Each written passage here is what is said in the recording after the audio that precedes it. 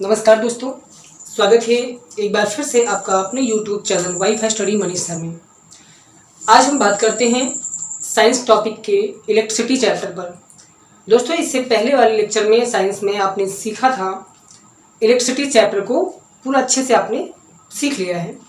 इसके सारे फार्मूले, सारी हेडिंग्स को हम लोगों ने क्लियर किया था। आज इस चैप्टर के दोस्तों हम लोग न्यूमेरिकल्स को डिस्कस करते हैं।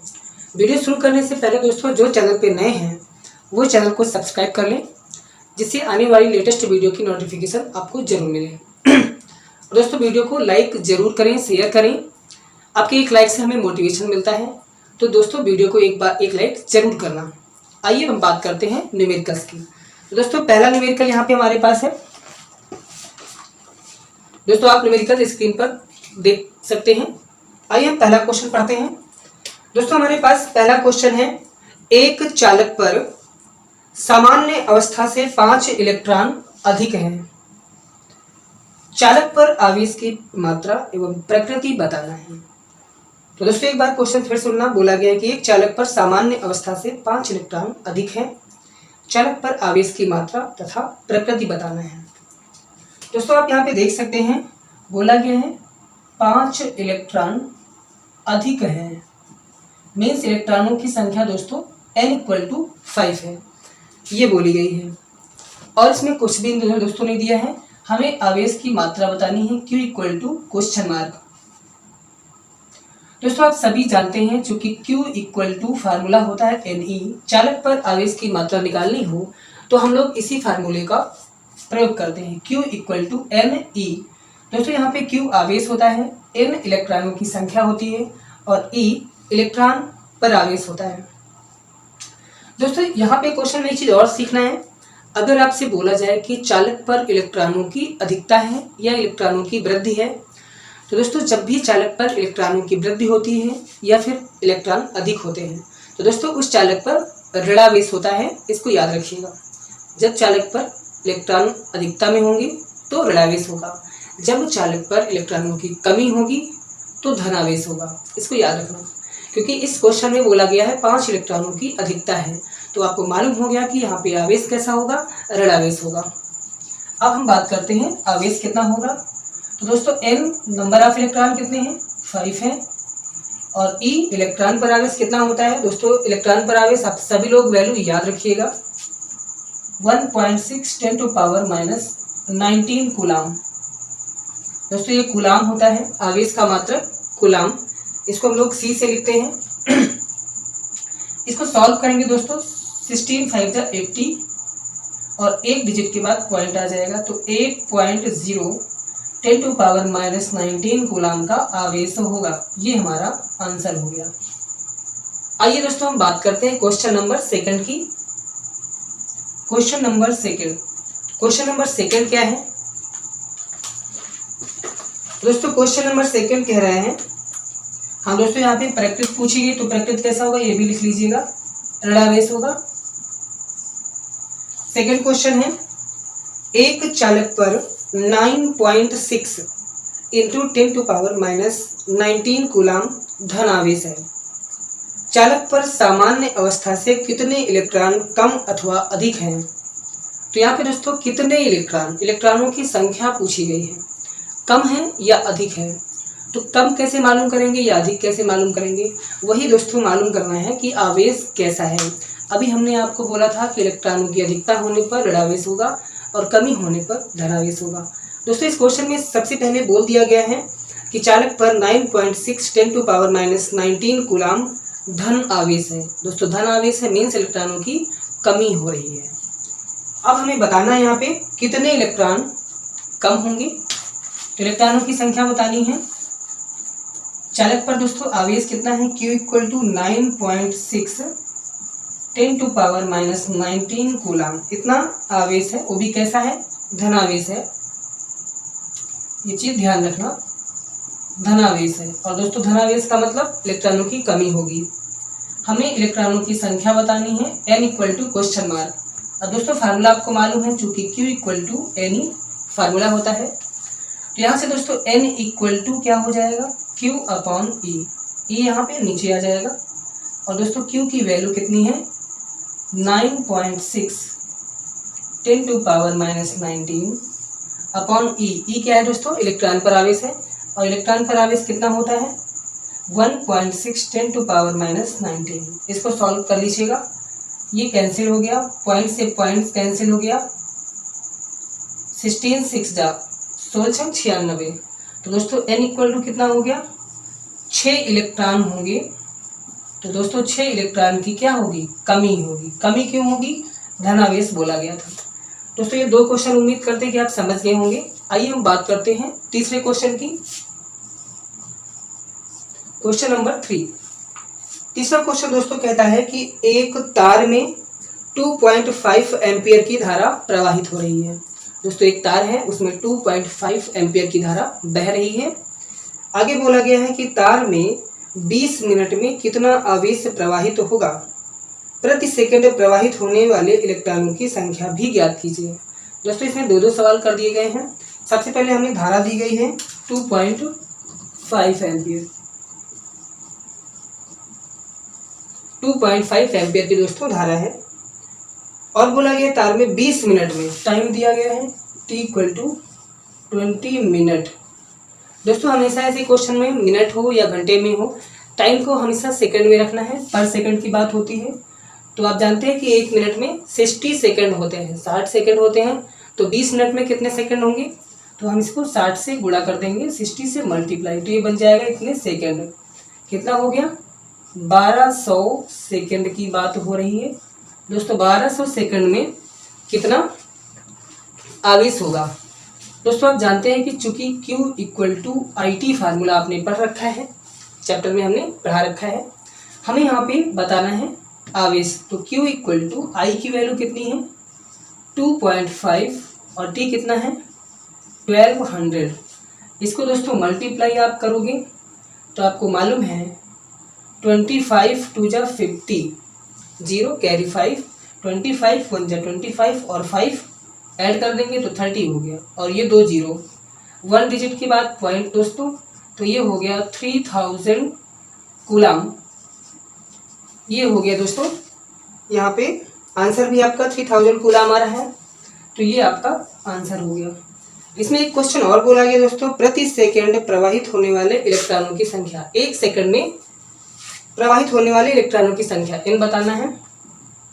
तो दोस्तों चूंकि Q = Ne, जब इलेक्ट्रॉनों की संख्या की बात की जाए तो हम इस फार्मूले को यूज करते हैं, क्योंकि यहीं पे n आता है। n क्या है, नंबर ऑफ इलेक्ट्रॉन। तो हमें यहाँ पे n निकालना है, इलेक्ट्रॉनों की संख्या पूछी गई है। n = Q/E बन जाए।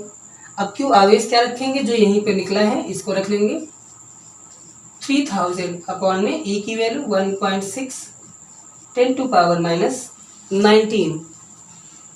अब इसको दोस्तों हम लोग सॉल्व करेंगे, पॉइंट हटाएंगे, ऊपर 0 बढ़ जाएगा। इसको दोस्तों हम लिख सकते हैं 3 × 10 टू पावर 4 अपॉन में 16, और 10 टू पावर माइनस 19 दोस्तों ऊपर ले जाएंगे तो 10 की घात प्लस 19 बन जाएगी। अब दोस्तों ये 3/16 आप भाग कर सकते हैं, और ये 10 की घात कितना हो जाएगा 23 इलेक्ट्रॉन। इतने इलेक्ट्रॉन होंगे, आप इसको डिवाइड कर लीजिएगा। दोस्तों ये हो गए आपके 3 क्वेश्चन। उम्मीद करते दोस्तों कि आपको ये तीनों क्वेश्चन समझ में आ गए होंगे। अगर आप समझ गए दोस्तों, आइए हम बात करते हैं अगले क्वेश्चन की। क्वेश्चन नंबर 4 दोस्तों देखते हैं।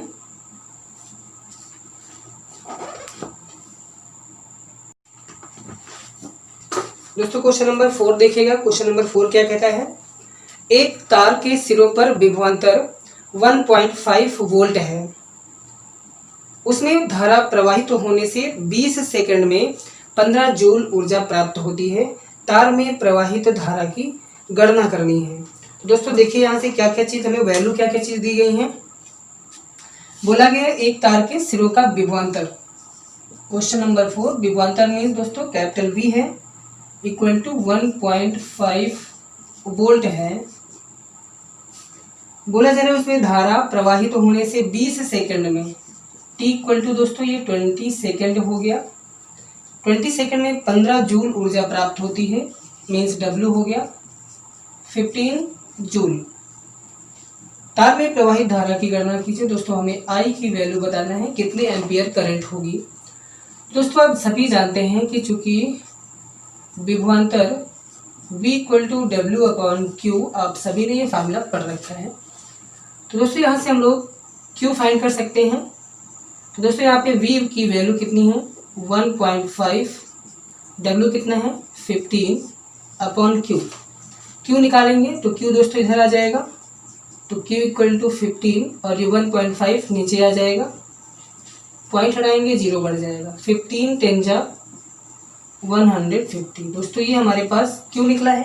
हमसे पूछा गया धारा कितनी होगी, तो आप जानते हैं Q इक्वल टू IT होता है, तो Q के प्लेस पे IT रख दिया इक्वल टू 10। I हमें दोस्तों कैलकुलेट करना है, T की वैल्यू कितनी है 20 सेकेंड इक्वल टू 10। तो दोस्तों I इक्वल टू आप जानते हैं 10 अपॉन 20 बन जाएगा, 0 से 0 कैंसिल, 1/2 को 0 डिवाइड करेंगे तो 0.5 एम्पियर इतनी हमारे पास करंट प्राप्त हुई। अब दोस्तों बात करते हैं क्वेश्चन नंबर 5 की। क्वेश्चन नंबर 5 क्या कह रहा है, एक चालक का प्रतिरोध 9.6 ओम है, R इक्वल टू 9.6 ओम, और उसके सिरों के बीच 12 वोल्ट का विभवांतर लगाया गया, V इक्वल टू 12 वोल्ट। चालक में बहने वाली वैद्युत धारा दोस्तों I equal to question mark, I हमें कैलकुलेट करना है। तो आप सभी जानते हैं ओम का नियम, ओम के नियम से, ओम का नियम आप जानते हैं V इक्वल टू IR होता है। हमें I कैलकुलेट करना है करंट, तो I इक्वल टू दोस्तों V अपॉन R प्राप्त हो जाएगा। V हमारे पास दिया है कितना 12 और R हमारे पास है 9.6। दोस्तों ये पॉइंट हटाएंगे ऊपर 0 बढ़ जाएगा, इसको हम दोस्तों सॉल्व कर लेंगे और देख लेंगे कितना आएगा, 12 10 जा 120 और 12 8 जा 96 हो गया। अब इसको 2 2 जा 2 4 जा 8 2 5 जा 10, 5/4 इसको आप डिवाइड कर लीजिए, इतने एम्पियर करंट हो गई। अब हम बात करते हैं क्वेश्चन नंबर 6 की, यहीं पे देख लेते दोस्तों। क्वेश्चन नंबर 6 बोला गया है एक वैद्युत हीटर का प्रतिरोध 150 ओम है तथा इसमें 1 एम्पियर तक की धारा प्रवाहित हो सकती है। इसे 220 वोल्ट मेंस पर प्रयुक्त करने के लिए कम से कम कितने प्रतिरोध की आवश्यकता होगी जिससे कि हीटर सुरक्षित रहे। तो दोस्तों जो वैल्यू दी है पहले उसको नोट करते हैं। बोला गया है कि एक वैद्युत हीटर का प्रतिरोध बोला गया है R equal to 150 ohm, 1 ampere की विद्युत धारा I इक्वल टू 1 एम्पियर।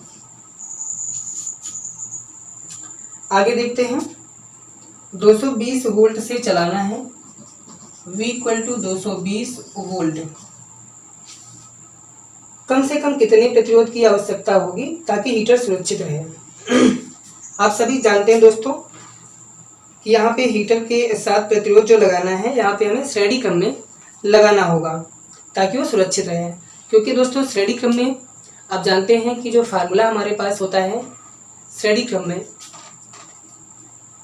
आपने पढ़ा है एक फार्मूला पढ़ा है R equal to R1 plus R2 plus R3 और दूसरा पढ़ा है 1/R equal to 1 upon R1 plus 1 upon R2। तो श्रेणी क्रम में आप जोड़ेंगे तो प्रतिरोध आपका ज़्यादा हो जाएगा। मीन्स जो आपके पास फार्मूला है आप जानते हैं कि V इक्वल टू IR होता है। हमें यहाँ पे प्रतिरोध जो दिया है R, इसमें कुछ जोड़ना है और श्रेणी क्रम में जोड़ना है, तो ये पहले R था। हम मान लेते हैं दोस्तों कि इसमें हमने R डैश जोड़ दिया श्रेणी क्रम में, और कितना जोड़ना पड़ेगा उसी को हमें कैलकुलेट करना है।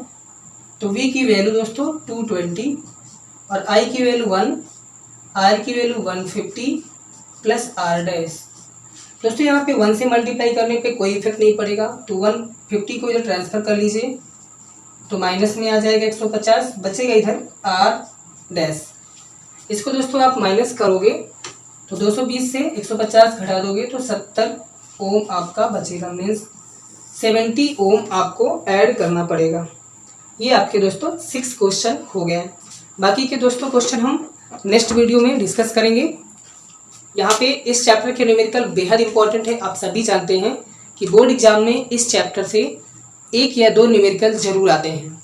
तो इस चैप्टर के न्यूमेरिकल आप सभी अच्छे से तैयार करिएगा ताकि बोर्ड एग्जाम में आप अच्छे से मार्क्स ला सकें। मिलते हैं दोस्तों इसी न्यूमेरिकल्स के सेकेंड पार्ट में। तब तक के लिए धन्यवाद।